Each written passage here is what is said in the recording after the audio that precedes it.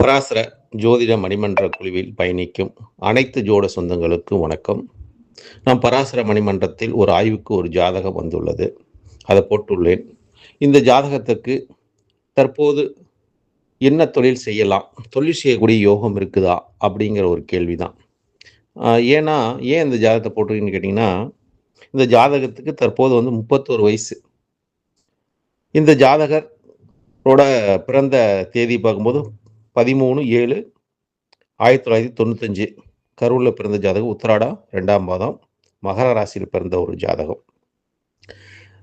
31 வயசு நடக்குது. அப்போ சொந்தமாக தொழில் செய்யக்கூடிய ஒரு ஆசை இந்த ஜாதகத்துக்கு வந்திருக்குது. ஏன் அது வந்திருக்குது, தொழிலுக்கு உண்டான நிலைப்பாடு எது அப்படிங்கிற ஒரு நிலைப்பாட்டுக்கு தான் இந்த ஜாதகத்தை பதிவு செய்தேன். இதுக்கு பெரும் மதிப்புக்குரிய திண்டுக்கல் அரியரசர் ஐயா மிக சிறப்பான ஒரு பதிலை சொல்லியிருந்தார். அதுக்கு அடுத்தது நாமக்கல் சரவணன் அவர்கள் நல்ல ஒரு கருத்தை சொல்லியிருந்தார். 2 பேர் தான் பதிவு போட்டிருந்தாங்க. அதுக்கப்புறம் யாரும் பதிவு வரல. அதுக்கப்புறம் இந்த ஜாதகத்தை கடந்து வந்துட்டோம் அப்படிங்கிற தன்மை. ஏன்னா நம்ம எப்பவுமே இந்த பராசர மணிமண்டலத்தில் ஒரு ஜாதகம் போட்டால் அதுக்கு உண்டான ஏற்புரை விளக்கம் கொடுத்தே ஆகணும் அப்படிங்கிற ஒரு ரூல் இருக்குதுன்னு வச்சுங்களேன். அந்த ரூலை நம்ம கடைபிடிக்கணும் அப்படிங்கிறதுக்காக அதுக்காக இந்த ஜாதகத்துக்கு உண்டான ஏற்புரையும் ஒரு விரிவான ஒரு விளக்கத்தையும் நான் உணர்ந்த ஒரு நிலைப்பாட்டை. ஏன்னா இந்த ஜாதகத்தை நான் தான் போட்டேன், நான் அந்த கேள்வியும் கேட்டேன். அதனால் இந்த ஜாதகத்துக்கு நான் பார்த்த ஒரு நிலைப்பாடும் சரி, நீங்கள் சொன்ன ஒரு நிலைப்பாடும் சரி. ஏன்னா ஒரு ஜாதகத்துக்கு தொழிலை குறிக்கக்கூடிய பாவம் 10ஆம் பாவம் தான். சொந்த தொழில் செய்யணும்னா 10ஆம் பாவம், 10ஆம் அதிபதி. அதுக்கு அடுத்தது செவ்வாயை பார்க்கணும், அதுக்கு அடுத்து சனியை பார்க்கணும். முதல்ல சனியை பார்க்கணும், அடுத்தது செவ்வாய் பார்க்கணும். ஏன்னா காலதேவனுக்கு 10ஆம் இடத்துல செவ்வாய் உச்சமும் சனி ஆட்சியும் பெறக்கூடிய தன்மை. அப்போ தொழில் புரியறதுக்கு ஒரு தைரியம் வேணும், ஒரு பலம் வேணும். அப்படிங்கிறது அந்த தைரியத்தை கொடுப்பது, வேகத்தை கொடுப்பது செவ்வாய். அந்த தொழிலை செய்ய வைப்பது சனி பகவான். அதில் ஏன்னா தொழில் செய்துட்டா வேகம் மட்டும் இருந்தால் போதுமா, பொறுமை அவசியம். அதாவது ஒரு தொழிலை உருவாக்குன்னா சனியோட ஒரு பலம் வேணும், அப்படிங்கிற செவ்வாய் சனி பலம் வேணும்.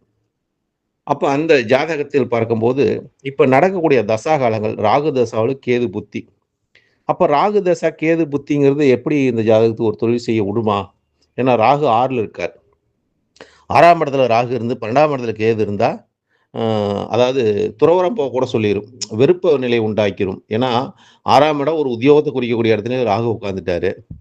அதே மாதிரி 12ஆம் இடத்துல சயன சுகத்தில் கேது உட்காந்துட்டாரு அப்படிங்கிற ஒரு தன்மையில். அப்போ எப்படி இந்த கேது தொழிலை கொடுத்துருவாரா? அது அஸ்வினி சுயசாரத்தில் வேற உட்காந்துட்டார். ராகுவும் பார்த்தீங்கன்னாலும் அவரும் சுயசாரம். இப்போ சுயசாரம்னா இது உள்வினை கர்மாவை சுட்டி காட்டக்கூடிய தன்மை ராகு கேதுக்கு உள்ளது. அப்போ இந்த ஜாதகத்துக்கு தொழில்ஸ்தான அதிபதியாக வரக்கூடிய சனி பகவான், ஏன்னா அவரே பாதகாதிபதியாக வர்றார். ரிஷப லக்னம், லக்னத்துக்கு அதிபதியாக வரக்கூடிய சனி சுக்கிர பகவான் 2ல் பொருளாதார நிலையில் குறிக்கக்கூடிய இடத்துல 2ஆம் இடத்துல இருக்கார். 2ஆம் இடத்துல இருந்தால் சுக்கிர பகவான் நல்லா இருக்காருன்னு பார்த்தா அது ராகுவோட சாரம். இப்போ ராகுவோட தசை நடக்குது. ராகுக்கு திரிகோணத்தில் தான் சுக்கிரன் இருக்கார் பாக்கியத்தில். அப்போ இந்த ஜாதகத்துக்கு தொழில்ஸ்தானாதிபதியாக வரக்கூடிய சனி பகவான் போய் வக்கரம் பெற்று 11 லாபஸ்தானத்தில் இருக்கார். எந்த ஒரு கிரகம் சுப கிரகமாக இருந்தாலும் சரி, பாவ கிரகமாக இருந்தாலும் சரி, 11ல் இருந்தால் அது நன்மையே செய்யும். அப்படின்னா அந்த சனி பகவான் 11ல் இருக்கிறதுனால, வக்கரம் பெற்றிருப்பதுனால அது யாரோட சாரத்தில் இருக்காரு? அந்த வீட்டின் அதிபதியோட சாரத்திலே இருக்காரு. அதாவது குருவோட சாரத்தை பெற்று சனி பகவான் 8க்கும் 11க்கும் அதிபதியாக வரக்கூடிய குருவோட சாரத்தை பெற்று குரு பகவான் லக்கணத்தை வேற பார்க்குறார், சனியை வேற பார்க்குறார். குரு பகவான் சனியை பார்த்தா நிலையான வருமானத்தை கொடுக்குமா. அதாவது சனி பகவான் குருவை பார்த்தா பஞ்சத்தை ஏற்படுத்திடும். அதாவது எப்பவுமே காசு பற்றாக்குறையாயிரும். ஆனால் குரு பகவான் ஒரு சனியை பார்த்தா எப்பொழுதும் கையில் ஒரு தொழில்நிலை செஞ்சு காசு வந்துக்கிட்டே இருக்குன்னு சொல்கிறாங்க. அது அனுபவத்தில் நான் பார்த்துருக்கேன்னு வச்சுங்க. தொழில் யோகத்தை கொடுக்கும். அப்போ இந்த ஜாதகத்துக்கு தொழில் யோகத்தை கொடுக்கும். எந்த மாதிரி ஒரு தொழில் யோகத்தை கொடுக்கும் அப்படிங்கிற நிலைப்பாடு வேணா, குருவோட சாரம் சனி உட்காந்துட்டாரு. அடுத்து தொழில் ஸ்தானத்தில் பார்த்தா எந்த கிரகம் இல்லை. தொழில் ஸ்தானத்தை 6 பார்க்குறா அப்படின்னு பார்த்தா எந்த கிரகம் பார்க்கல. தொழில் ஸ்தானத்துக்கு திரிகோணத்தில் எந்த 3 கிரகம் இருக்குது. அதாவது சூரிய பகவான் இருக்காரு, புதன் பகவான் இருக்காரு, சுக்கிர பகவான் இருக்காரு. இந்த 3 கோள்களும் அதாவது முக்கூட்டு கிரகங்கள் என்று சொல்லக்கூடிய யோகங்களை கொடுக்கக்கூடியது. அப்போ இந்த ஜாதகர் தந்தையாரோட தொழிலை எடுத்து அதை நடத்தக்கூடிய வலிமை இந்த ஜாதகத்துக்கு உண்டாகும் என்ற ஒரு கருத்தை இந்த ஜாதகத்துக்கு முன் வச்சிருக்கிறேன். ஏன் முன் வச்சிருக்கீங்கன்னு கேட்டிங்கன்னா, இவர் ஒரு மிகப்பெரிய ஒரு தொழிலை வருங்காலத்தில் அமைக்கக்கூடிய ஒரு வல்லமை பெற்ற ஜாதகமாக இருக்கிறது. அப்போ ஒரு தொழிலை ஒழுங்காக பார்க்கக்கூடிய தன்மை இந்த ஜாதகத்துக்கு உண்டு. ஏன்னா லக்னாதிபதியாக வரக்கூடியவன் சுக்கிர பகவான் 6க்கு அதிபதி அவருதான். அதாவது வேலைக்கு உண்டான ஸ்தானத்துக்கு அதிபதி அவருதான். அதே மாரி அவரு வந்து 2ஆம் இடத்துல சூரியன், புதனோட சேர்க்கை பெற்று ஆட்சி பெற்றிருக்கார். 2ஆம் இடம் தனஸ்தானம் ஆட்சி பெற்றிருக்குது. அப்ப சொந்த முதலீடு போட்டு சொந்த தொழிலை அது சொந்த தொழில் யாரோட தொழிலா இருக்கும்? நீங்க அந்த ஜாதகரோட தந்தைக்காரகன் என்று சொல்லக்கூடிய சூரியனோட சேர்க்கை பெற்றிருப்பனால, அ தந்தை ஸ்தானாதிபதி போய் லாபத்துல தந்தைக்கு பாவத்துக்கு அதிபதியா வரக்கூடிய சனி பகவான் லாபத்துல இருக்கனால, இந்த ஜாதகர் தந்தை விட்ட தொழிலை இந்த ஜாதகர் எடுத்து நடத்தக்கூடிய ஒரு வாய்ப்பு உருவாகும் அப்படின்னு ஒரு கருத்தை முன்வைக்கும்போது, அவங்க தந்தை வந்து ஸ்பின்னிங் மில் வச்சிருக்காருங்க. கொசுவல கம்பெனி. அது கொஞ்ச நாளமா கொஞ்சம் இதா இருக்குதுங்க. லாஸ்ல போயிட்டு இருக்குதுங்க. நடத்த முடியாம சூழ்நிலையில தந்தை இருக்காரு. இப்ப மகன் நடத்தலாமா என்ற ஒரு கேள்விக்கு தாங்க நாங்க வந்தோம். அப்படின்னு அவங்க சொல்றாங்க. பாருங்க, நம்ப ஒரு ஜாதகத்துக்கு ஒரு பலனை எடுத்து நம்ம சொல்றோம். அந்த பலனுக்கு உண்டான தீர்வு அவங்களே குடுக்குறாங்க நம்மகிட்ட. அப்ப நம்ம இந்த ஜாதகர் வந்து 20 வயசுலேருந்து வெளிநாட்டுல இருந்தார். உள்ளூர்ல இல்லைங்க. ஏன்னா பூர்வ புண்ணிய தொட்டு வெளிய போயிட்டார். ஏன் பூர்வ புண்ணிய தொட்டு போனார்? ராகு திசை. ராகு திசை இந்த இந்த ஜாதகத்த பாருங்க. சூரிய திசை, சந்திர திசை, செவ்வாய் திசை. சூரிய திசை இருப்பு பார்த்தீங்கன்னா 3 வருஷம். சந்திர திசை 10 வருஷம். செவ்வாய் திசை 7 வருஷம். 20 வயசுக்கு மேல ராகு திசை வந்துருச்சு. அப்ப அந்த ராகு திசை அந்த ஜாதகத்துக்கு அந்நிய நாட்டுக்கு யோகத்த குடுக்குறார். அந்நிய நாட்டுக்கு சொல்றார். ஏன்னா, அந்த ராகு சுயசாரத்துல இருக்கறனால அந்நிய நாட்டுக்கு வேலை விஷயமா அங்க போய் படிச்சுட்டு வேலையில இருந்துட்டு சம்பாரிச்சுட்டு வந்துட்டார். இப்ப சம்பாரிச்சுட்டு வச்சு இனிமே அந்நிய நாட்டுக்கு இவருக்கு போறதுக்கு இது இல்ல. ரைட்ஸ் இல்ல. அங்க உண்டான இது கிடைக்கல. அப்ப இவர் வந்து உள்ளூர்லயே நம்ம ஒரு தொழில் செஞ்சு பொழைக்கணும் அப்படிங்கிறதுக்காக இந்த ஜாதகர் கேது புத்தியில அ என்னென்னமோ தொழில் செய்யலாம்னு அலைஞ்சுகிட்டு இருக்காராம். அதாவது பித்து புடிச்ச மாரி அலைஞ்சிட்டு இருக்காராம். என்ன தொழில் செய்யணும்னு எனக்குன்ட்டு ஒரு இது இல்ல. ஒரு ஐடியா இல்ல. கேது திசை முடியிற வரைக்கும், இந்த கேது புத்தி முடியிற வரைக்கும் இந்த ஜாதகத்துக்கு தொழில்நிலை அவ்வளோ எதையுமே அமைச்சு கொள்ள முடியாது.